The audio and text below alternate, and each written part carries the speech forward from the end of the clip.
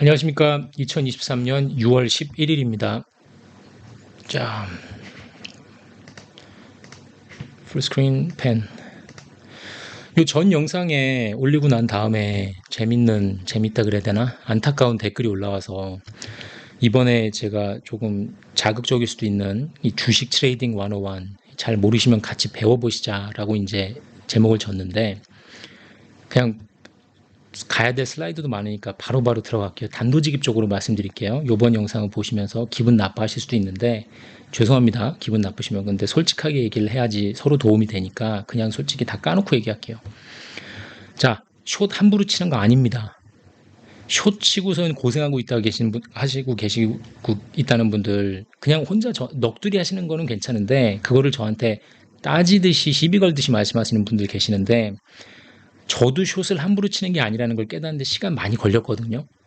그러니까 화내지 마시고 제가 짚어드릴 테니까 같이 배워보세요. 그럼 한번 본인이 무슨 실수를 했는지 어디서 본인이 실수를 한 것 같은지 한번 생각을 해보세요. 많이 지치신 듯한 댓글을 보니까 솔직히 마음이 좀 짠하긴 했어요. 짜증도 났지만 마음도 짠하긴 했거든요. 그러니까 제가 변명을 한다는 게 아니라 제가 설명을 드린다고 생각을 하시고 좀 긍정적으로 봐주셨으면 좋겠어요. 댓글에 보니까 누구누구 말 듣고 쇼 쳤다가 얼마를 손해를 봤는지 막 이렇게 하시는데 그 다른 분들 얘기는 제 채널에서 얘기를 좀 삼가해 주세요. 다른 분들이 다른 채널에서 뭐라고 말씀하셨는지는 제가 모르니까 그것까지 변호를 해드릴 수 없고 폭락론이 관심 끌기는 좋지라고 말씀하시면서 또 막 공격을 하시는데 폭락론이 아니라 폭락을 할 거예요. 예. 리먼 100배 오는데 2004년에 제가 전에 타임라인까지 그려가면서 제가 자세히 설명드린 적 있죠. 2004년에 금리 올리기 시작한 다음에 4년 3개월 만에 리먼 왔어요. 근데 지금은 어때요? 2022년 3월에 금리 올리기 시작한 지 1년 3개월 됐습니다. 그 리먼 때보다 2008년 때보다 훨씬 더 빨리 진행되고 있는 건데도 여러분들 지금 왜 폭락 와나 왜 경기 침체 안 하라면서 조바심 내고 계시는 거예요. 벌써 크레딧 스위스하고 실리콘밸리 뱅크가 무너진 게 금리 올리고 나서 1년 만에 무너진 거예요. 리먼 때보다 모든 게 굉장히 빨리 진행되고 있습니다. 근데도 그렇게 불안하세요? 근데도 그렇게 조바심이 나세요? 빨리 안 떨어지냐고. 또 어떤 분들은 롱으로 돌아서야 할 때다. 막 이 새끼 말 듣지 마라. 폭락론자다. 아니 여러분들 같이 생각을 하시면 롱이든 숏이든 죄송합니다. 주식 트레이딩을 기본을 먼저 이해하시고 나서 들어가셔야지. 안 그러면 여러분들 롱에서도 깨지세요. 롱 하고 있다가 떨어지면 불안해서 또 팔고 손실 나고. 제 생각을 한번 말씀드려볼게요. 무슨 말씀인지. 1, 2, 3, 4번 있으니까 4번부터. 자, 죄송합니다. 1번부터. 자, 제가 말씀드리는 금융위기, 경기 침체 온다. 그렇죠? 제가 무수히 말씀드렸죠. 거품 빠지고 자산 가격 떨어질 거다. 이거는 제로금리 13년 하고 페드 발란시시 9 트릴리언 가고 전 세계적으로 미친 듯이 돈을 풀었는데 당연히 이게 옵니다. 올 겁니다. 자산 거품 꺼질 겁니다. 라고 말씀드린 거하고 주식 숏 쳐서 돈 버세요 하고는 완전히 다른 얘기예요. 이거 두 개를 지금 같다고 생각하시면 큰 오산입니다. 이렇게 생각을 하신 분이 계셨다면 참 안타까운데 이건 완전히 별개 문제고 완전히 다른 컨셉이에요. 오히려 제가 뭐라고 말씀드렸어요. 구제금융이 뒤에서 버티고 있으면 그 뒷심이 있기 때문에 조심해서 오히려 장기 투자하실 분들은 들어가시라고 제가 말씀드렸잖아요. 비교를 하자면 부동산 시장은 만약에 컨테이너쉽이라 그러면 컨테이너 수백 개 실은 엄청 큰 쉽, 뭐 항공모함이 됐든지 큰 배라고 치면 주식 시장은 모터보트 같은 거예요. 방향을 굉장히 획획 빨리빨리 바꿀 수가 있습니다. 작은 변화에도. 자, 2번 보면은 제가 2번, 3번, 4번은 영어로 돼 있는 말을 한국말로 바꿔서 좀 어색할 수 있는데 직선으로 내리거나 직선으로 오르는 장이 없어요. 이게 뭐냐면 이게 don't fight the Fed거든요. 이거 말 들어보셨죠? Fed put. Fed가 바닥을 쳐주니까 Fed를 거스르지 마라. 이런 말 있잖아요. 지금 장이 오르고 안정화돼 있는 게 원화가 뭐 안정이 되고 코스피가 2600 찍고 나스닥이 15,000 갈라 그러고 S&P가 4300 찍는 게 전부 다 페드 풋 때문에 그렇게 되고 있는 거예요. 은행 위기도 지금 잠잠해졌잖아요. 페드가 교통 정리를 해가면서 안정된 파산, 정리된 파산, 그 누구도 나가 떨어지지 않고 큰 위기가 오지 않을 거다라는 안도감을 페드가 주고 있기 때문에 지금 장이 계속 강한 거예요. 예를 들어 한국을 보시면 한국만 해도 GDP 2%에 해당하는 40조라는 돈을 특례론으로 풀었죠. 그러니까 부동산 흐름의 판국을 돌리는데 어느 정도 한몫했죠. 떨어지고 있는 거를 멈추고 일부 지역에서는 살짝 소폭 상승도 하고 지금 5월 됐는데 약간 분위기를 그래도 일부 지역은 물건 많이 내놨다가 집주인들이 다시 걷어들이기도 하고 조금 덜 처참하게 살짝 브레이크를 걸고 있잖아요, 지금. 즉, 장이 내릴 때 그냥 쭉 일직선으로 내리지 않아요. 내렸다 올랐다 내렸다 올랐다 이렇게 간다는 말씀이에요. 투자자들 입장에서 봤을 때는 계속 굶주려 있잖아요. 1년, 2년 전만 해도 주식시장으로 막 재미 보고 막 다 하던 사람들이 돈 많이 잃었다가 열받아 있다가 아직도 비투나 영끌에 익숙해져 있던 사람들이 조금 분위기 안도되고 패드풋 작용하면서 안심이 되고 안정세를 찾으니까 막 들어오는 거예요. 지금 살려고. 이걸 알고 계셔야지 숏을 안 치죠. 숏을 치더라도 조심해서 치든가. 3번은 당신의 잔고가 바닥난 후에도 시장의 광기는 한참 더 지속 가능하다. Market can remain irrational longer than you can remain liquid. 이거 아주 중요한 말입니다. 본인의 지식을 기반으로 수익을 남길 수 있다는 오산을 버리세요. 본인이 알고 있는 거하고 주식 트레이딩해서 돈 버는 거하고는 완전 천지 차이예요. 테슬라가 400불 찍었을 때 테슬라가 과대평가된 거 몰라서 숏 안 쳤겠어요? 사람들이? 300불일 때 과대평가 안 돼서 숏 안 쳤겠어요? 350불일 때는요. 근데 못 치죠. 차도 몇 대 팔지도 않는 애들이 시가총액 보면 2등에서 10등까지 합친 것보다 크다 그랬잖아요. 테슬라가. 이때 400불일 때. 사람들의 광기가 얼마나 무서운지. 그쵸? 지금 엔비디아 EPS 50배 갔나요? 몇 배였지? 잊어버렸는데 엔비디아 저렇게 갔으면은 AI 붐이니 뭐니 하지만 당연히 저건 오버프라이스 돼 있고 광기 때문에 올라가 있는데 아닐 수도 있죠. 나중에 10년 후에 돌아보면은 지금이 쌌던 거다라고도 할 수도 있지만 지금 우리가 봤을 때 저거 좀 심한데? 그러면 심하다고 생각하시고 나서 숏 칠 수 있겠어요? 당연히 못 치죠. 미쳤어요. 그 앞에 왜 서? 전속력으로 버스가 달려오고 있는데 그 앞에 왜 서요? 죽을라고. 숏을 함부로 치는 게 아니죠. 이론이나 펀더멘털만 갖고 트레이딩 하시면 절대 안 됩니다. 정부가 어떻게 개입할지 혹은 개입하지 않을지 대중 심리도 보셔야 되고 타이밍도 보셔야 되고 지속성도 봐야 돼요. 숏 절대로 함부로 치시는 거 아닙니다. 자, 시장은 최고 뉴스에 고점 찍고 최악 뉴스에 저점 찍는다. 이건 뭐냐면 market tops on good news and market bottoms on bad news. 조금 카운터 인투이티브 할 수는 있는데 직관적이지 않은 말일 수 있는데 가만 생각해 보면은 말이 되는 게 모두가 샀을 때가 고점이에요. 더 이상 새로 신규 펀드가 들어올 게 없고 숏 포지션이었던 게 없어서 언와인딩을 해야 되는 사람이 없다면 숏 들고 있던 사람도 많이 없으면 신규 펀드도 안 들어오고 숏 언와인도 없고 좋은 뉴스는 다 나왔어. 그럼 그게 고점이겠죠. 그 다음에 어떻게 더 올라가요? 주식시장 변곡점이라는 건 찾기가 되게 어려워요. 깡따구도 있어야지 버틸 수 있는 거고. 제가 못하겠으면은 그냥 단타만 치시라 그런 거고. 예상치를 뛰어넘는 예상이 필요합니다. 자, 그러면 제가 여러분들한테 숏을 당연히 치라고 한 적도 없거니와 제가 오히려 제가 이걸 설명을 드려볼게요. 왜 제가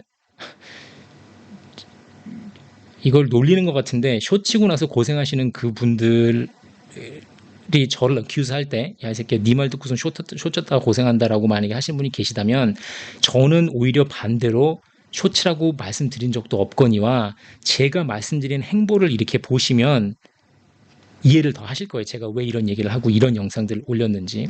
자, 가볼게요. 제가 이거 여러분들 진짜 귀에 딱지가 않도록 제가 계속 말씀드렸죠. 상반된 정책이 계속될 거라고. 고금리 혹은 정상금리를 유지하고 구제금융을 동시에 하면서 문제가 생길 거다. 제가 계속 반복했던 테마죠. 부러져라 해서 금리를 올려놓고 부러지니까 실리콘밸리 뱅크 망하고 퍼스트 리퍼블릭 망하니까 어때요? 그냥 안 망하게 두잖아요. 주주들만 돈을 잃었지 하나도 그 태풍이 몰고 올 그 영향을 자본주의 순리대로 파산을 시키는 게 아니라 지들이 원하는 픽처대로 지들이 모든 걸 통제하에 조금씩만 망하게 하는 거 아니에요. 그렇게 하다 보니까 인플레가 쉽게 안 잡힌다고 제가 말씀드렸죠. 그리고 이 행보를 계속해서 지겹도록 반복할 거다. 2008년 이후에 리먼 사태가 나고 나서 벤버넌키가 제로금리에다 돈 찍기 시작을 하면서 우리는 정상적인 자본주의 사회에서 볼 수 있는 정상적인 파산이라는 거, 그거는 다 물 건너 갔어요. 이제 정상적인 그 자본주의 순리가 작용을 하지 않습니다. 이제 더 이상 먹히지가 않아요. 아무리 작은 은행 하나가 파산을 해도 다 정부가 와서 개입하고 막아주고 교통정리를 해주진 않으면은 난리가 나요. 난리 법통이 나요. 그런 상황에 와 있어요. 지금 상황이.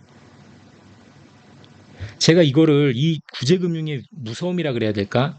허무함, 황당함, 정부 개입의 황당함을 저도 제가 스스로 뼈아픈 경험을 통해서 배웠어요. 제가 2008년, 9년 이때 한참 크레딧 스위스에서 일할 때인데 열심히 보너스 모아가지고 $1밀리언로 항생지수 펀드를 샀습니다. 그때 홍콩 $1밀리언이면은 150원 잡으면은 1억 5천 정도 되거든요. 1억 5천 제 생돈을 넣고서는 샀는데 2008년 쭉 뭐 언제 산지 제가 정확히 기억이 안 나는데 사서 들고 있었어요. 근데 2008년 리먼 9월에 리먼 난 다음에 작살이 나죠. 모든 게. 이게 반토막이 돼요. 이 펀드가. 그러면 그때 사람이 예를 들어 뭐 정확한 숫자는 기억이 안 나지만 1억 5천을 샀다가 7,500이 됐다 그래 봐요. 그럼 7,500에서 사람이 생각을 하잖아요. 이게 3천만 원은 갈 거냐? 아니면 들고 있으면 1억 5천 다시 갈 거냐? 그때 제가 크레딧 스위스에서 인터널 미팅을 할 거 아니에요. 크레딧 스위스도 뭐 살아남아야 되니까 저희 팀이 12명에서 6명으로 줄어들었거든요. 사람들 절반 자르면서. 그때 우리 보스들이 상무님, 전무님, 팀 헤드들이 무슨 얘기를 했냐면 앞으로 하이힐드 본드는 3년 동안 접자. 없을 거다. 하이힐드 본드라는 거는 투기 등급 채권이죠. 투기 등급 채권 시장은 마켓이 안 좋으면 죽어요, 그냥. 그래서 이렇게 마켓이 안 좋아지고 이제 끝났으니 하이힐드 본드의 헤이데이는 끝이 났으니까 3년 동안 접으면 됩니다라는 게 인터널 뷰였어요, 우리 팀에. 근데 어떻게 됩니까? 6개월 만에 모든 게 대반등을 하고 미친 듯이 채권 발행하는 거 하이힐드 마켓이 뿡뿡 살아나고 주식이 막 올라가죠. 왜? 벤버넌키가 0%에 놓고 돈을 막 찍기 시작하니까. 저는 그때 손실 났죠. 미실현 손실, 실현 손실. 실현이 됐죠, 저는. 그때 절반이 날라갔어요, 여기서. 이 펀드 샀던 거는. 뭐냐, 팔았으니까, 쫄아서. 이제 끝났구나. 앞으로 3, 4년은 그냥 죽어 살아야겠구나. 이게 페드 풋의 시작입니다, 이게. 페드가 참견하고 모든 걸 들어와서 플로우를 쳐주는 거의 시작이에요. 이게 구제금융의 위험이고 구제금융의 좋은 점이죠. 장점이죠. 투자자들이 봤을 땐. 이걸 아는 제가 설마 방송에서 지금 주식 숏 치세요라고 했을까요? 그렇게 찍은 영상도 없거니와 그런 비스무리한 영상이 있으면 저한테 가져와 보세요. 제가 보고서는 설명을 드릴게요. 어느 부분을 어떻게 이해를 하셨는지. 잘못 이해를 하신 건지. 혹시 제 생각에 놀리는 건 아니지만 본인이 숏 치고 싶다는 생각을 하시는 중에 제 방송을 보고 용기를 얻은 건 아니신지. 금융위기 온다, 작살 날 거다, 리먼 100배 온다라고 하니까 거기서 용기를 얻고 숏을 치신 건 아닌지 싶어요.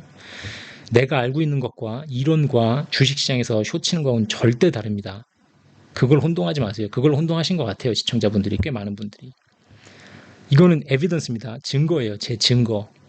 제가 2023년 1월 17일 날 업로드한 영상에 트레이딩 수익 4,000불 냈다 그랬어요. 4,000불 냈다. 3주 동안 저 나스닥 롱 잡고 있다가 4,000불 벌었어요. 2022년 12월부터 한참 떨어질 때인데 이때 분위기 안 좋을 때였어요. 제가 폭락론자면 왜 숏 안 치고 롱으로 돈을 벌었겠어요. 영상 올라가 있어요. 이거 증거예요, 증거. 제가 언제 여러분들한테 숏 치라 그랬어요. 2023년 2월 10일 날 업로드한 거 보시면 부동산 반등 가능성이라는 거 있어요. 영끌하신 분들을 위한 영상이라 그래서 정부에서 분명히 동아줄을 한번 내려줄 거다. 금리가 됐든 뭐가 됐든 내려줄 겁니다. 근데 이때 특례론이 나왔죠. 특례론이 1월 30일 날 시작해서 4월 30일까지 3달 동안 되는데 이 3달 동안 30조를 씁니다. 지금 뭐 더 썼겠죠. 지금 6월 초니까. 근데 제가 이거 영상 업로드할 때 2월 둘째 주에 올렸을 땐 그때는 집계가 안 됐을 때예요. 특례론이 얼마가 나갔는지. 근데 이 특례론이 나왔다 그러니까 제가 이거 부동산 반등할 수 있으니까 집 못 팔고 그냥 끼어 계신 분들 14억짜리 집을 11억 전세 얻고 12억 전세 얻어가지고 막 사고 뭐 그게 말이 되나? 뭐 어쨌든 70%, 80%, 90% 전세 끼고 사셨던 그 영끌하셨던 분들 있잖아요. 그런 분들 다시 팔 수 있는 최소한 buy interest가 있을 수 있다. 구매하고자 하는 그 인트레스트가 있을 때 그때 파시면 됩니다라고 제가 말씀드렸잖아요. 이것도 구제금융이란 말이에요. 구제금융이 올 걸 뻔히 알고 있으니까 제가 그때 이 말씀드린 거 아니에요. 2023년 3월 달에 업로드한 거 은행 왜 망할까 2부에서 이렇게 말씀드린 적 있어요. 제가 2부에서 이 차트를 보시면 이 슬라이드 기억하시는지 모르겠는데 이 차트를 제가 보여드리면서 문제가 생길 때마다 미국 정부가 할 수 있는 것하고 없는 것 A는 구제금융을 안 하는 거 그럼 제가 그 확률은 0%라 그랬죠. B는 구제금융을 하는데 금리를 낮춘다. 이건 10%밖에 안 줬어요. 제가. 그럼 금리를 낮춰버리면 이거 하이퍼 인플레이션 온다. C가 가장 높은 90% 확률을 주면서 구제금융 해주면서 피지컬리 정부 적자는 계속 날 거고 그리고 금리는 높게 유지될 겁니다. 즉 그러다 보면은 인플레는 지속되면서 잡힐 듯 말 듯 될 겁니다. 이걸 제가 90% 확률을 줬잖아요. 여기서 제가 제일 처음 말씀드린 게 뭐예요? 구제금융이잖아요. 구제금융. 구제금융 플러스 정부 적자라고 그랬잖아요. 계속 피지컬 데피시 계속 날 거라고. 상향 조정돼 있죠. 금리 지금 아직도. 이거 제가 3월 달에 올린 영상인데 2달 전에. 그러니까 인플레는 계속 잡힐 듯 말 듯하고 지속될 거라고. 이 확률을 90%를 줬잖아요. 그러면 죄송해요. 제가 너무 따지듯이 흥분해서 말하면 안 되는데 답답해서 그래요. 제가. 그렇게 여기서 90% 말씀드릴 때는 왜 그랬을까요? 페드가 뱅턴 펀딩 프로그램 가져오고 디스카운트 윈도우 열면서 디스카운트 윈도우를 열었다는 건 뭐냐면 예치금이 쭉쭉 빠져나가니까 당장 메꿔야 된단 말이에요. 밸런스를 맞추려면 은행이 돈이 있어야 되잖아요. 그 예치금을 메꾸는데 본드를 채권을 발행한다든지 뉴 펀드를 캐피탈을 레이즈를 해서 증자를 해야 되는데 할 수가 없으니까 흔들리는 은행에다가 누가 채권을 팔아주며 누가 그런 짓을 하겠어요. 그러니까 페드가 와서 야야 나한테 빌려가 하는 게 그게 디스카운트 윈도우거든요. 디스카운트 윈도우 열어주고 뱅턴 펀딩 프로그램 돌리면서 채권 부실한 채권 지금 가격 떨어진 채권 가져오면 내가 액면가에 다 그냥 내줄게. 포괄적 보험 얘기하면서 안심을 줬잖아요. 안도감을. 구제금융 안도감. 이렇게 갈 거라고 제가 말씀드렸잖아요. 구제금융 올 거라고. 여기서 제가 어떻게 숏을 치라고 말씀드리겠어요. 그쵸? 4번 보시면 제가 4월 달에 업로드한 거 현실적 조언이라는 그 영상에서 10번에서 제가 분명히 말씀드렸죠. 장기 투자하실 때 정부 구제금융 뒷심이 받쳐주고 있다는 걸 꼭 기억하십시오. 꼬아서 생각하셔야 됩니다. 내려야 될 때 오를 수 있습니다라고 제가 말씀드렸죠. 7번에서는 단타치시라 그랬죠. 제가 따던지 잃던지. 자, 단타치시라는 건 뭐냐면 조금만 그러니까 이익 봤을 땐 조금만 드시고 나오고 손해를 보면은 끝까지 존버를 하세요가 아니라 따던지 잃던지 규율을 만들어 놓고 작게 먹고 작게 잃으시란 소리예요. 예를 들어 내가 13,000에 나스닥에 숏을 치고 들어갔는데 13,300이 넘었어. 그럼 300포인트 잃었잖아요. 그 300포인트 손실 났을 때 그거를 손절을 하고 나와서 정신 차리고 다시 새로운 게임을 들어갈 준비를 해야 돼요. 개미 투자자들이 왜 최악의 투자자면 그런 규율이 없기 때문입니다. 규율이 있어도 지키질 못하거나 기관 투자자들은 반대로 내가 혼자 하는 게 아니라 내가 리포팅해야 되는 상사가 있을 수도 있고 내가 헤지펀드 매니저면 나한테 투자해놓은 투자자들이 아우성을 칠 수도 있잖아요. 그러니까 내가 혼자서 속된 말로 꼴리는 대로 할 수가 없단 말이에요. 개미 투자자들은 꼴리는 대로 할 수 있잖아요. 그냥 존버하고 그냥 아이씨 나 버틸래 아닌 것 같아 하면서 뭔가 잘못된 게 있을 때 규율을 만들어 놓고 바꿔야 되는데 그걸 하질 못한단 말이에요. 개미 투자자들은. 그게 약해요. 훨씬. 조직적으로 되어 있지 않기 때문에. 이때 이렇게까지 제가 현실적 조언이라고 말씀드렸어요. 분명히 4월 달에. 5월 달엔 제가 뭐라고 말씀드렸어요? 5월 14일 업로드한 거에서 미국 은행들 왜 이래서 상반된 정책 유지할 거다라고 또 말씀드리고 이건 맨날 드리는 말씀이에요. 이때 페드워치에서 베팅을 25베이시스 포인트 4번 조정할 거라 그랬어요. 4.25%로 갈 거라 그랬어요. 그때. 그 마켓 뷰가 불과 한 달 전에. 제가 그때 영상에 뭐라 그랬는지 기억나세요? 뭐 아니면 도울 것 같다 그랬습니다. 즉 5% 이상 그냥 가던가 아니면 떨어뜨리면 0%, 1%, 2%로 아주 낮출 겁니다. 왜? 리먼 백배 비슷한 게 오거나 시스테매틱 리스크가 생기면 확 낮출 겁니다. 그때는 더 이상 인플레 걱정을 안 해도 될 수가 있거든요. 디만드가 수요가 확 줄어들면서 다시 말하면 어설프게 25베이시스 포인트씩 3번, 4번 안 내립니다. Fed Funds Rate는 동네 저축은행의 저축금리가 아닙니다. 그렇게 설명을 드렸던 거 기억나실지 모르겠는데 오늘날 페드워치를 보잖아요. 지금 페드워치를 보면은 80%가 연말까지 5.25를 그냥 유지한대요. 그럼 저희가 얻어 걸려서 맞춘 거죠. 지금 이 순간까지는 앞으로 어떻게 될지 모르지만 제가 말씀드렸던 대로 지금 그냥 가고 있는 거예요. 근데 왜 유지를 할 건지를 생각을 잘못하고 있는 게 제가 이 말씀하시는 거를 3%에서도 한번 봤는데 이틀 전인가 3일 전에 지금 사람들이 와서 금리를 안 낮추고 5.25%를 유지할 거라고 생각하는 게 뷰가 대부분의 사람들이 어떻게 생각을 하냐면 하반 지금 경기 침체 안 올 것 같고 분위기 나쁘지 않고 인플레 어느 정도 잡히는 것 같으니까 낮출 이유가 없다. 경기 침체가 오지 않을 것 같으니까 성장률도 조금 높여 잡으면서 굳이 금리 낮추지 않아도 괜찮겠네. 버틸 수 있을 것 같은데 그냥 5.25로 가도 그래서 안 낮출 거라고 생각을 해요. 근데 그게 아니라 제가 보기에는 그냥 5.25로 가든가 아니면 낮출 수 있는데 왜 낮추냐? 시스테매틱 리스크가 와서 초박살이 나면은 0%, 1%, 2%로 낮춘다고 이렇게 말씀을 하시는 게 정확하거든요. 근데 지금 사람들이 오늘 6월달 상황 보니까 주식시장도 뿡뿡 올라가고 상황 좋고 경기 침체 올 확률도 없고 없어진 것 같고 고용시장도 나쁘지 않으니까 경기 침체 오지 않을 것 같으니까 금리를 안 낮춰도 될 거라고 생각을 하고 계세요. 저는 그거에 아직도 반대를 해요. 그쵸? 제가 6번을 보면은 6월달이에요. 6월달 업로드한 영상, 지난주 영상이죠. 지난주 영상에서도 제가 또 말씀드렸어요. 나스닥 공략이라는 영상에서 선물 제가 만약에 15,000에서 숏을 친다면 바이를 사는 거를 5,000에 사고 싶지만 3분의 2가 폭락할 거를 예상하고 있지만 페드가 그냥 안 둘 것 같아요. 그래서 12,000에 바이백을 할 거로 생각을 하고 있어요. 지금 제 생각에는. 그러니까 지난주에 찍었던 영상에 15,000 숏하면은 5,000까지 기다리고 싶지만 설마 거긴 안 갈 것 같아요. 페드가 그냥 안 둘 것 같거든요. 그러니까 12,000에서 그냥 사고 3,000포인트 먹으면 될 것 같아요. 라고 말씀드렸어요. 즉 저는 이 구제금융이라는 이놈을 계속 무수히 이거의 무서움을 알고 이거의 중요성을 알고 계속해서 말씀을 드렸잖아요. 여러분들한테. 어느 시점에서 제가 구제금융 무시하시고 쇼 치세요라는 말씀을 드렸어요. 안 그랬죠? 그러니까 저한테 화내시는 분들한테 드리는 말씀이에요. 아니면은 오해하고 계시는 점이 있다면 이번에 진짜 확실히 하고 싶어서 말씀드리는 거예요. 자, 사람이 조급해하면 지는 겁니다. 그렇죠? 투자하시고 난 다음에 기도해도 소용없잖아요. 그러면 여러분이 저한테 질문하실 수 있죠. 야, 솔직히 너는 구제금융이 그렇게 올 걸 확신했으면은 그럼 마켓이 오를 수 있다는 것도 알았으면 SBB 망하고 나서 12,000 찍었을 때 나스닥이 왜 롱 안 했냐? 롱 했으면 지금 14,800까지 갔으니까 근 3,000포인트 먹을 수 있었는데 왜 롱 안 했냐? 저도 할 말이 없어요. 그러면 저도 당연히 그러죠. 네. 했으면 좋을 뻔했네요. 아쉽네요. 트레이드 미스한 거죠. 그 순간에는 선택 사항이에요. 저는 왜 안 했냐? 롱을 왜 안 했냐?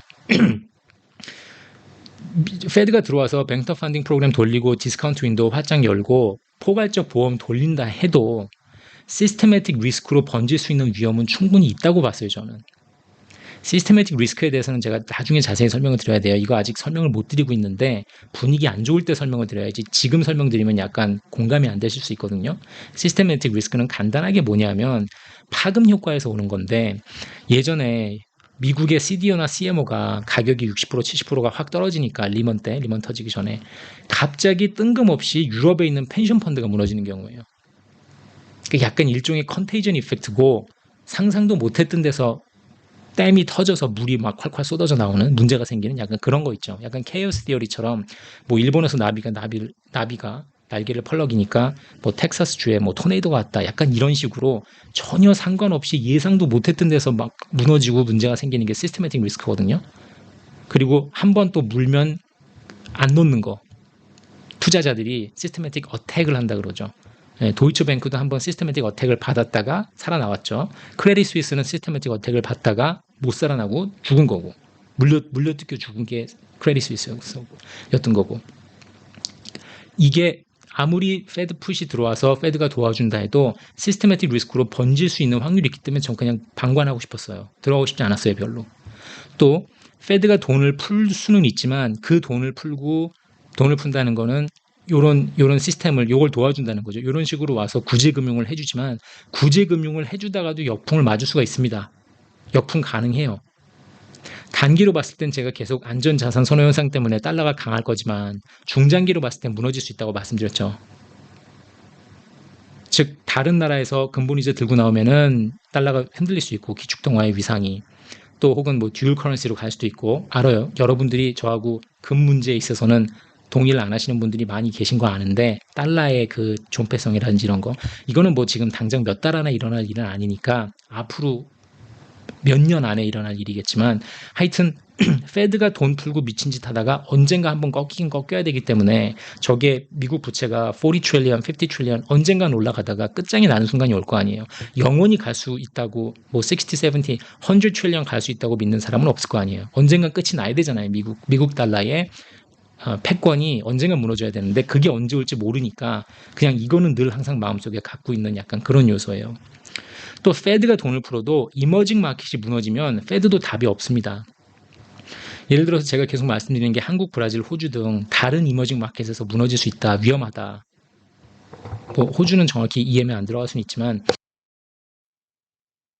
다른 EM에서 무너졌을 때 얘들이 마켓을 끌고 내려올 수 있는 그런 요소가 있기 때문에 제가 표현을 계속 그렇게 드리잖아요. 부모가 애들 뒤치다거리 하다가 먼저 힘 떨어지는 부모가 다 떨어질 거다. 한국 정부가 됐건 한국 정부가 부모죠. 애들은 이제 국민이나 기업이나 은행을 말하는 거고. 치사하게 금수저인 영국하고 일본은 버티고 있죠.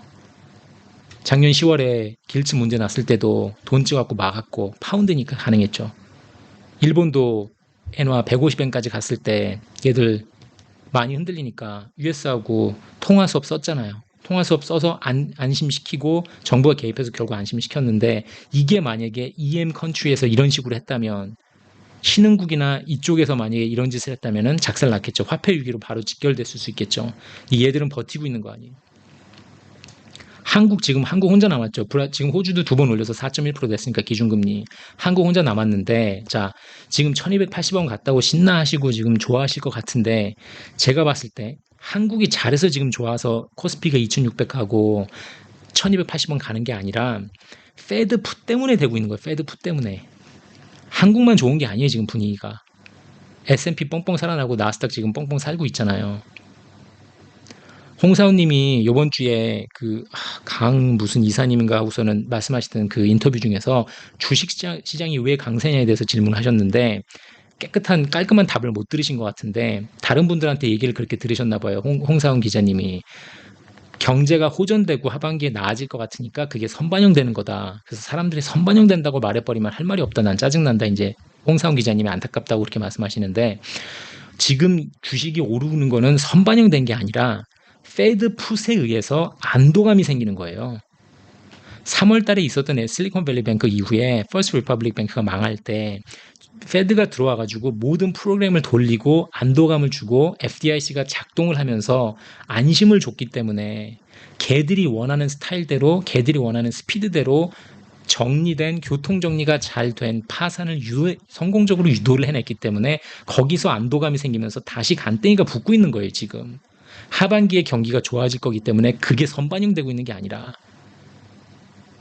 그렇기 때문에 미국 지역은행 위기도 지금 잠잠해진 겁니다. 팩웨스트도 안 망한 게 쟤네 망해봤자 오케이. 어차피 나는 거기에 예치금 하고 있는 넣어놓고 있는 고객이면 난 돈 안전해. 문제없어. 돈 잃는 사람은 팩웨스트 주주들 뿐 maybe preferred stock 가지고 있는 사람들 뿐 maybe 뱅크 캐피탈 갖고 있는 몇 안 되는 사람들 뿐 이거는 컨테이전 이펙트가 없을 거야. 다른 나쁜 여파를 가져오지 않을 거야 라는 페드 풋에 대한 믿음이 작동을 하고 있는 거예요. 이 상황에서 저는 들어가고 싶지 않다는 거죠. 그럼 12,000일 때 왜 안 들어갔냐? 다시 보시면 12,000이었을 때 제가 봤을 때는요. 9,000이었을 수도 있고 2개월이 2달이 지난 지금 3개월이 지난 지금에 9,000이 돼도 이상할 게 없고 15,000이 돼도 이상할 게 없어요. 둘 다 가능했어요. 실리콘밸리 뱅크 망한 다음에 9,000 갈 수도 있었잖아요. 많은 분들이 쇼 때렸잖아요. 15,000도 가능하죠. 지금 15,000 거의 다 왔잖아요. 둘 다 가능할 때 안 들어갑니다. 저 그냥. 네, 12,000에서 15,000까지 못 먹은 거 하나 로스. 그러니까 트레이딩 좋은 기회를 놓친 건 안타깝지만 상관없어요. 저 생계형 투자자 아니라 그랬잖아요. 여기서 돈 안 벌어도 저는 돈을 버는 트레이드도 중요하지만 전에 말씀드렸듯이 돈을 잃지 않는 트레이드도 중요해요. 나쁜 트레이드를 피하는 것도 좋은 트레이드에서 돈을 버는 것만큼이나 중요합니다. 만약에 오늘 지금 나스닥 선물이 9,000이면 지금 슬슬 롱 준비했겠죠. 제가 만약에 지금 오늘 나스닥 9천인데 여기서 야 6천 갈 거야 또 숏 때려야지 이러면 진짜 폭락론자라고 하셔도 제가 할 말이 없는데 지금 만약에 9천이라면 슬슬 롱 준비하고 있겠죠. 지금 15,000이잖아요. 거의 15,000 왔잖아요. 그럼 저는 계속 지난 2주 3주 동안 슬슬 숏 준비하면서 보고 있었잖아요. 14,444에서 할까 어떻게 할까. 확실한 마켓 디스코드만 기다리고 있는 거 아니에요 지금. 제가 무슨 생각하고 있는지 지난 2주 동안 다 낱낱이 상세하게 여러분들하고 쉐어를 했잖아요 지금 상황을. 충분히 옳은 것 같고 MD를 기다리고 있고 변곡점 찾기 어렵지만 타겟 한번 해볼 만하다. AI 붐 터지기 전에는 엔비디아 붐 생기기 전에는 14,444 잤다가 왜냐하면 20% 오른 시점이니까 실리콘밸리뱅크 망한 이후로 12,000에서 물론 정확히 숏 때리고 들어가는 레벨은 파인 튜닝을 해줘야겠죠. 조절을 해줘야겠죠. 마지막 순간에. 물론 변곡점 찾는 건 굉장히 어렵습니다. 제가 찾을 수 있다고 말씀드리는 게 아니라 12,000에서 너 왜 안 들어갔냐 그러면 그거야 떨어질 수도 있고 오를 수도 있으니까 충분히 떨어졌을 때 오르는 걸로 배팅 걸고 있는 거하고 충분히 올랐을 때 내려갈 수 있다고 배팅 걸고 있는 거 그게 훨씬 더 좋은 거죠. 중간에 어중간한 상태에서 들어가지 않겠다는 거예요. 그럼 그 변곡점은 뭘 보고 결정하냐? 광기. 사람들 얼마나 미쳐 있습니까? AI 붐 때문에 지금 흥분해 있죠. fatigue. 얼마나 지쳐 있냐 사람들. 많이 지쳤다. 즉 많이 맞아가지고 많이 돈을 잃어갖고 지치든가 아니면은 계속 11,000, 12,000 비실비실해서 낮은 숫자에 낮은 주식이 많이 가격이 떨어진 상태에서 오랫동안 유지되다 보면은 투자자들이 굶주리죠. 아 지겨워. 아 뭐 좀 먹을 수 없나 하면서 덤빌 준비가 막 돼 있잖아요. 지금 굶주려 있었잖아요. 또 요소가 뭐가 있을까요? 변곡점에는 안도감. 페드 풋이 어디까지 영향을 미칠 거냐? 안도감을 얼만큼 줄 수 있는 거냐? 지금 안도감을 최대로 주고 있죠. 최대치로 페드가. 또 COT 리포트, Commitments of Trade 리포트 보면서 현재 개미들하고 기관들이 어떠한 상태로 포지션을 잡고 있냐, 현 실태를 파악하는 데 제가 사용한다 그랬죠. 계속 지금 보시면 감을 잡는 거예요. 마켓이 어떻게 돌아가고 어느 방향으로 흘러갈지 전부 다 지금 감으로 때려잡는 거잖아요. 제가 이게 전부 다 차트를 보고 결정하는 게 아니라 또 강한 마켓 디스코드가 오느냐 안 오느냐 또 지금 현재 시장 심리는 어떠냐 빅스 지수 13.5 미쳤죠. 히스토리컬리 로우 레벨에 지금 와 있잖아요. 공포 지수라고 부르죠. 저는 이거 겁대가리 지수라고 봅니다. 겁대가리 지수. 겁대가리가 없어졌어요, 지금. 그럼 여러 가지 딱 밀어봤을 때 숏하기 딱 좋은 상황이잖아요, 지금. 이때 그러니까 제가 2주 전부터 숏 칠까 합니다라고 영상 찍은 거잖아요. 제가 유튜브 키고 나서 숏 할까요? 숏 이 정도에 할까요? 이 레벨에서 숏 지금 보고 있습니다라고 처음 말씀드려요, 처음. 근데 갑자기 저한테 지난주 영상에 대놓고서 이 새끼야 네 말 듣고선 숏 쳤다가 저한테 그러신 건 아닌 것 같은데 다른 채널에서 얘기 듣고 숏 쳤다가 와서 고생하고 있다. 너도 똑같은 놈이다라고 싸잡아서 얘기하시는 바람에 제가 흥분해서 지금 이 얘기를 하는 거거든요. 제가 전에 이런 말씀을 드린 적은 있어요. 숏 치고 잘 자도 롱 치고 못 잔다. 이거는 아무 때나 숏을 치고 들어가시라는 게 아니라 아무 때나 숏 치세요가 아니라 예를 들어 제가 2주 전에 13,960일 때 롱을 만약에 했다면 14,860까지 찍었어요. 금요일날 900포인트를 먹었겠죠. 롱으로 14,900에 들어갔으면 그때 그냥 닥치고 13,960에 롱 쳤으면 14,860에 팔았으면 900 먹었을 거예요. 네. 근데 안 했어요. 왜? 사려는 판을 걷고 싶지가 않거든요. 저는 13,960에서 그냥 12,000으로 떨어져도 하나도 이상할 게 없어요. 지금 상황이. 제 생각에는 동의 안 하실 수 있지만 반대로 기다렸다가 15,250에서 숏을 치면은 무슨 효과가 있냐? 지난 13년 동안 제로금리 플러스 페드 밸런스 시트를 막 이렇게 해서 끝물 최고점 나스닥 선물이 최고점 찍었을 때가 2001년이었나? 16,500까지 갔었어요. 이게 최고 역사상 최고. 거의 최고에 근접해 있잖아요. 지금. 그럼 15,250에서 숏을 쳤는데 15,750을 가더라도 500포인트만 읽고 있으면 기다리면 되잖아요. 그냥. 당연히 제 생각에는 그냥 다시 14,000, 13,000으로 뚝뚝 떨어질 거니까 문제 생기면서. 그 뜻에서 제가 숏은 치고 자도 롱은 치고 못 잔다고 말씀드린 거지 아무 때나 숏 치고 들어가서 두 다리 뻗고 주무세요. 이게 아니었어요. 타이밍을 같이 보시라는 거지. 자, 이건 어때요? 그냥 웬만하면 롱만 하세요. 롱 하시고 롱 틀렸다 싶으면 그냥 롱으로 존버 하시면 돼요. 숏으로는 존버를 할 수가 없습니다. 그쵸? 이제 제가 말씀드린 금융위기가 온다 하고 주식 숏 친다의 차이점을 아시겠죠? 아실려나? 제가 설명을 잘 드렸는지 모르겠는데 죄송해요. 제가 너무 따지듯이 말씀드렸으면 죄송한데 저도 이게 사람이다 보니까 공격을 받으니까 내가 하지도 않은 말에 대해서 공격을 받으니까 흥분해서 그런데 아직도 제 탓을 하고 계신 분들이 계신지 모르겠는데 잘 한번 생각을 해봐 주시고요. 제 탓하실 것 같으면 제가 드리는 말씀 듣고선 쇼츠 하시는 분들 중에 제 탓하실 것 같으면 비트코인도 숏 치셨어야죠. 저 영상 켰을 때부터 비트코인 처음 나왔을 때부터 저는 비트코인 빵원이라고 주장하던 사람인데 그죠? 비트코인은 왜 숏 치시고 제 탓 안 하시는지 즉 보고 싶은 것만 보고 듣고 싶은 것만 들리는 게 사람 심리인 듯 싶어요. 제가 마지막으로 말씀드리고 싶은 거는 가급적이면 숏하지 마세요. 예, It's not for the faint of the heart. 우리 모두 쫄봅니다. 쫄보. 이거 진짜 웬만한 강단, 웬만한 버틸 수 있는 능력이 있지 않으면은 하기 힘들어요.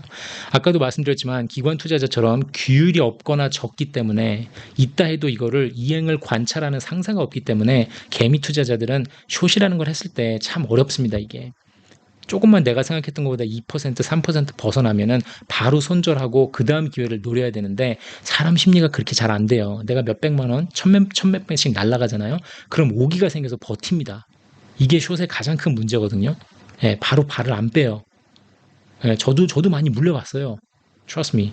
저도 많이 물려서 돈 그렇게 많이 당해봤기 때문에 뼈 아프게 당해봤기 때문에 드리는 말씀이기 때문에 그냥 함부로 숏 치지 마세요. 예. 단기로 봤을 때나 장기로 봤을 때 롱 배팅이 유리할 수밖에 없습니다.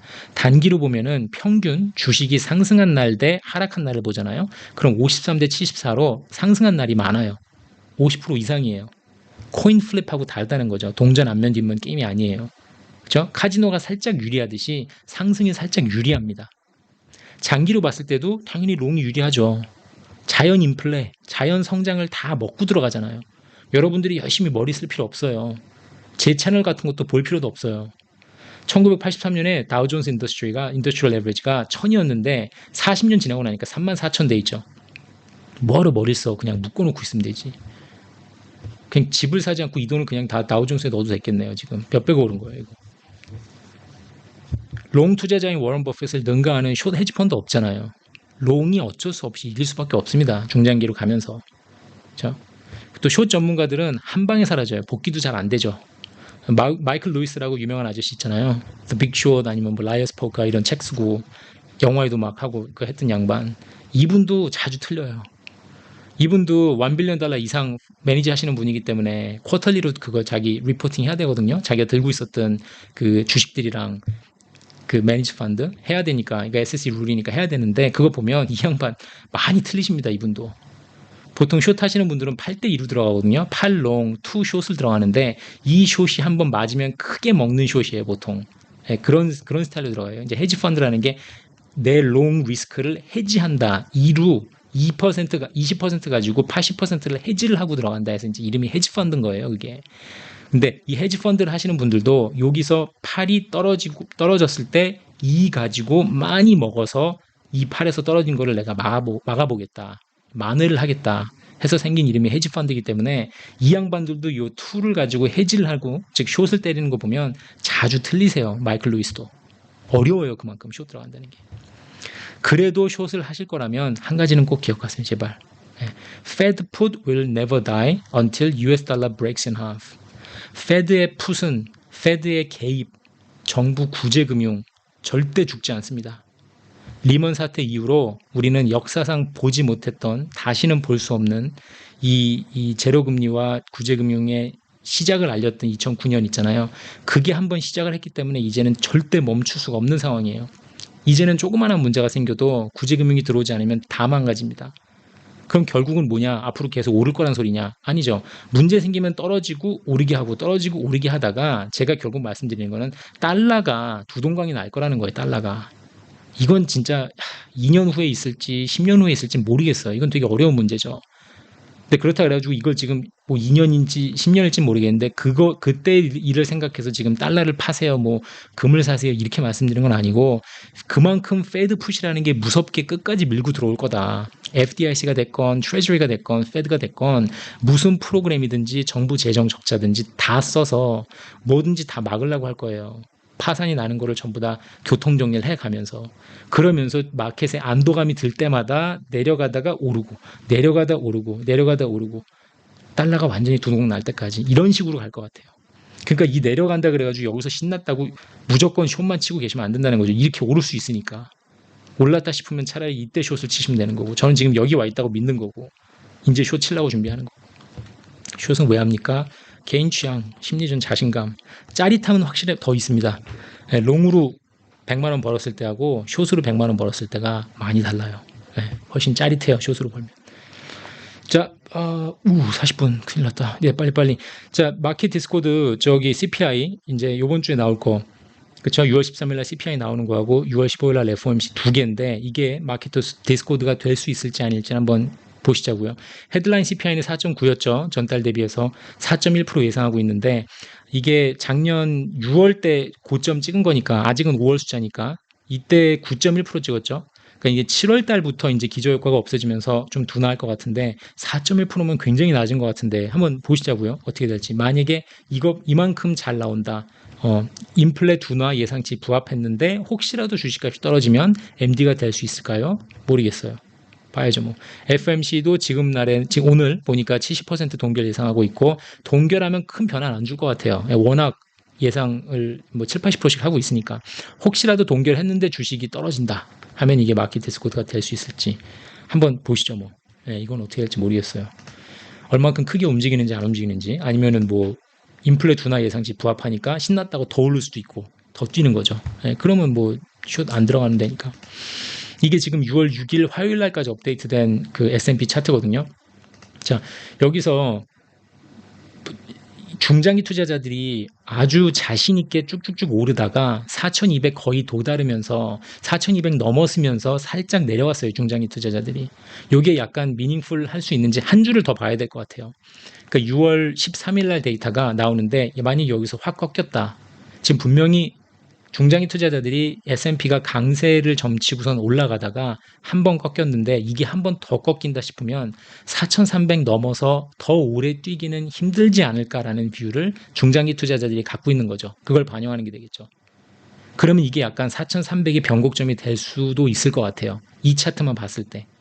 근데 만약에 여기서 다음 주에 다시 뛴다. 더 커졌다. 지난주보다. 지지난주보다. 그렇게 되면은 오를 거라고 베팅 걸고 있는 중장기 투자자들이 더 많아지면서 4,400, 4,500도 가능해지겠죠. 그러니까 만약에 다음 주에 봤는데 우리가 여기까지 내려와 있다. 확 꺾였다. 싶으면은 4,300, 4,350이 변곡점이 되지 않을까라는 생각을 한번 해볼 수 있을 것 같아요. COT 차트를 봤을 때. 나스닥을 보면은 지금 나스닥이 여기 이제 새로 들어온 거거든요. 이게 6월 6일자예요. 그 바로 전주까지는 강하게 버티고 계셨고 우리 저 개미 형님들이 살짝 줄였습니다. 야, 이거 놀라운 거예요. 많이 그러니까 5월 달 말에 있었던 그 엔비디아 막 미친 듯이 오르고 했던 거 나스닥 지금 뿡뿡 오르는 거를 개미 형님들이 이를 악물고 버티고 있습니다. 지금 바가 지금 이 정도에서 유지가 되고 있잖아요. 기관 투자자들 헤지펀드는 롱 포지션을 살짝 늘린 상태고 중장기 투자자들은 살짝 뺐죠. 근데 그래도 어쨌든 지금 현재는 기관 투자자 대 개미 형국으로 벌어져 있는 거예요. 이거 자주 있는 일 아니에요, 이렇게. 그러니까 이때도 물론 있긴 했는데 개미 투자자들이 이렇게 기관 투자자들하고 반대편에 서서 혼자서 강하게 뭔가 밀어붙이고 있는 게 자주 있는 일은 아니에요.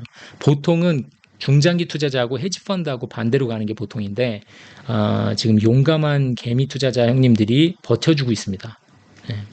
진짜 안타까운 거는 그러니까는 지금 오늘날 제 생각에 봤을 때 흐름이 꼭 흘러갈 것 같은 분위기는 14,800에 가 있는 나스닥이 15,000, 15,200, 15,400까지 가면서 이 개미 형님들이 하나 둘씩 항복을 하고 나가면서 숏 포지션이 결국은 되게 많이 줄어들 것 같아요. 그래서 뭐 15,400까지 줄어들었다 치면 오히려 떨어질 수 있을 때 그때쯤을 기점으로 해서 개미 형님들이 숏 포지션을 많이 스퀘어를 하고 나가 떨어져 계시지 않을까. 약간 좀 그런 것 같아요. 그러니까 기관 투자자하고 반대로 서 있다는 것도 불안하고 개미 투자자 형님들이 이렇게 오랫동안 버티고 있다는 것도 불안하고 개미 투자자 형님들이 맞을 수 있어요. 맞고 막 다음 주 되니까 갑자기 14,000, 13,000 뚝뚝 떨어질 수 있어요. 개미 투자자가 기관 투자자 다 이기고 할 수는 있는데 그냥 확률이 낮다는 것뿐이죠. 한국도 월드컵 우승할 확률이 있잖아요. 확률이 낮아서 그렇지. 하여튼 개미 투자자 형님들의 정말 피 터지는 싸움이 계속되고 있습니다. 네. 자, 그리고 마지막 장인데 요거 빨리 하고선 끝내면, 지난주에 제가 그 일자리 되게 많이 나왔다 그거 말씀드리다가, 제 생각에는 지금 외국인 근로자들이 충분히 돌아오지 않은 게 문제다. 홍콩도 지금 똑같은 문제 겪고 있습니다. 미국도 멕시코에서 사람들이 돌아오지 않는 게 문제거든요. 작년 하반기부터 돌아는 온다고는 하는데 넷 포지티브 인플로우로 바뀌긴 했는데 생각처럼 많이 안 돌아오고 있으니까. 댓글에서 그런 분이 계셨어요. 코로나 때 미국에서 130만 명이 사망했기 때문에 지금 직원이 부족하다 한 거다 하셨는데, 요거는 조금 아닌 것 같은 게, 이 사망설이 돌긴 돌았었어요. 저도 알아요. 이 사망설은 그때 한참 돌았는데, 미국 CDC에서 얘기하기를 코로나 때문에 사망한 사람을 113만 명 정도로 보고 있는데, 이 중에 65세 이상이 85만 명이에요. 4분의 3이에요, 4분의 3. 그러니까 고령이신 분들이 많이 돌아가셨다는 거예요, 고령이. 50세 이상으로 치면요, 91%예요, 91%. 그러니까 80%에서 90% 정도가 고령자분들이 돌아가신 거기 때문에, 50세 이상은 고령은 아니지만, 이 30세에서 50세 이 가장 일 많이 하시는 분들, 이 연령대를 따지면 6만 5천 명밖에 안 돼요. 여기 6만 5천 명. 한 6%밖에 안 돼요, 돌아가신 분들의. 그래서 오히려 이 사망설이 돌았을 때 뭐가 있었냐면, 오히려 음모론, 컨스피러시가 한참 돌았던 게, 미국 정부에서 소셜 시큐리티 베네핏 부담 줄이기 위해서 일부러 방치하는 거 아니냐, 이런 헛소리도 돌았어요. 헛소리인지 아닌지는 모르죠. 예, 근데 이제 연로하신 분들이, 고령자분들이 좀 많이 돌아가시면은, 안 그래도 재정 적자 심한데 소셜 시큐리티 베네핏 부담을 줄이기 위해서 정부가 방치하고 있는 것 같다라는 그런 이제 황당한 얘기도 좀 돌았는데, 중요한 거는 사망설 때문에, 지금 사망한 사람들 때문에 직원이 부족한 게 아니라, 지금 상황 보면은 하여튼 돌아오지 않은 사람들이 첫 번째 문제고, 두 번째는 일자리만 세는 것도 문제라고 제가 말씀드렸죠. 그 다음에 세 번째는 지난주에도 말씀드린 것처럼 중소기업만 지금 열심히 고용하고 있거든요. 대기업들은 자르는데 중소기업들이 고용한다는 거는, 한 번 마켓이 꺾이면, 침체로 들어가면 이 사람들은 바로 멈추거나 돌아서요, 쉽게. 예, 그리고 이제 4번은 이 일자리 자체가 저소득 일자리예요. 그러니까 뭐 데이리에서 일하는 사람들, 뭐 슈퍼마켓 직원, 호텔 뭐에서 하는 직원, 식당 직원, 거의 서비스 업종으로 저소득층, 미니멈 웨이지, 최저임금 받으면서 일하는 사람들, 막 그런 자리들이 지금 많이 비어 있는 거기 때문에, 이 사망설은 좀 아닌 것 같아서 한번 짚어드려야 될 것 같아서 가져왔습니다. 자, 그럼 여기까지 하고요. 50분은 안 넘겼어야 되는데. 하고요. 자, 그러면 재밌게 보셨으면 구독, 좋아요 부탁드리고요. 다음 주에 더 좋은 메타를 가지고 찾아뵙도록 하겠습니다. 감사합니다.